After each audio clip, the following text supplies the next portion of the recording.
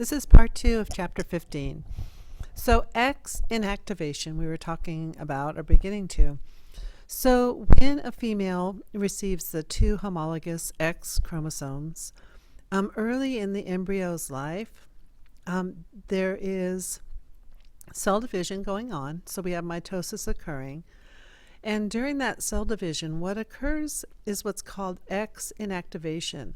So randomly, the body tells these cells to inactivate one of the two X chromosomes. And so, as you know, these X chromosomes have different alleles on them. So it's random on which one gets turned off. It's not the same chromosome or not same homologous chromosome that gets turned off in each cell. So what we end up is with a mosaic character for whatever is being coded by one of the things on the X chromosome. So the example we have here is calico cats. So calico cats, when they're female, what happens is their coloring of their fur is actually on their X chromosome. And so when one of them becomes inactive, let's say there's an allele for orange fur, then the black fur will be what is expressed. But let's say another set of cells, it inactivates the black fur allele. So then what we have active is the orange allele. And so we get patches of these different colors of black and orange on this cat, depending on which X got inactivated. So again, if a female is heterozygous for a particular gene located on the X chromosome, she's going to end up being a mosaic for that character. One other thing about this is the inactive X chromosome is called a bar body. So in chapter 15, section 3, there's a discussion of linked genes. And essentially we talked about this already when we were looking at mapping the genes of the Sordaria. And linked genes tend to be inherited together because they're located physically close to each other on the same chromosome. So as we know, every chromosome has hundreds and sometimes thousands of genes located on it, except for that Y chromosome. And when the genes are located on the same chromosome, that they tend to be inherited together if they're close by to each other, and then we call them linked genes. So this slide shows us Morgan's studies again. And in this case, he was crossing flies that differed in traits, in two different traits. So this was a dihybrid cross.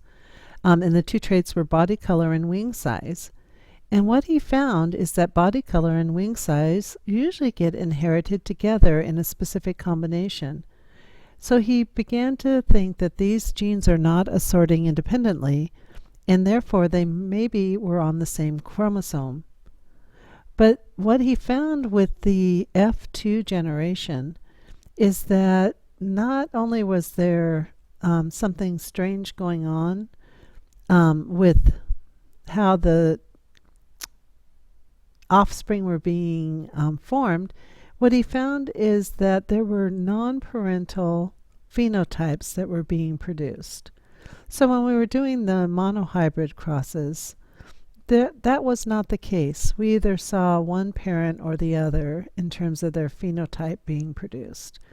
But in the case of a dihybrid cross, what they found is that there were not only the original parents, which we see right here. So this is the phenotype of one parent. This is the phenotype of the other parent. There was also the production of what was later found to be the result of genetic recombination occurring here, which means we had offspring that were getting different combinations of traits that were significantly different or notably different than their parents. So offspring with a phenotype that matches one of the parental phenotypes are called the parental types. And when we have offspring with non-parental phenotypes with a new combination of traits, they're called recombinant types, or just recombinants. And a 50% frequency of recombination is observed for any two genes that are on different chromosomes. So here we have another example of how Morgan discovered that genes can be linked, but the linkage was incomplete because of this recombinant phenotypes that were being observed. And he proposed that some process must occasionally break the physical connection between the genes that were located on the same chromosome. And this is how the mechanism of crossing over of homologous chromosomes started to be observed and noted. So here we have gametes from a yellow round dihybrid parent. Our possibilities, again, if you go YR, YR here, YR here, and YR there, we end up with these gametes. And to do a test cross, we're going to cross it with the homozygous recessive version, which means we're only going to have this possible gamete, although there'll be 4 of them, but we don't need to have all 4 because they'll produce the same thing. So these are the offspring that we end up with right here. And we end up, here's our original parent, and here's the other original parent. Actually, no, the other original parent, excuse me. Here's the other original parent right here. So these are the parental offspring in terms of what phenotype they're showing. And then these are the recombinant combinations. So before we had yellow and round, and we had green and wrinkled. Now we get green and round and yellow and wrinkled. These are our recombinant offspring. This is showing how that process of crossing over actually occurs. So here we have our parental generation. We have the homozygous here and then the homozygous here. These are showing the dominant traits. So those little pluses are the wild or dominant version of the alleles. And these are the recessive version of the alleles here, or the mutant alleles. So we call this the wild type, and this is the double mutant because it has 2 different traits that are the mutated version. And we cross those and we end up with a dihybrid, which is the heterozygous version, with 1 chromosome of the homologous pair being the wild version and 1 from the other parent being the mutant version. Next, when we test cross this back, we take our hybrid and we test cross it back with a homozygous recessive fly.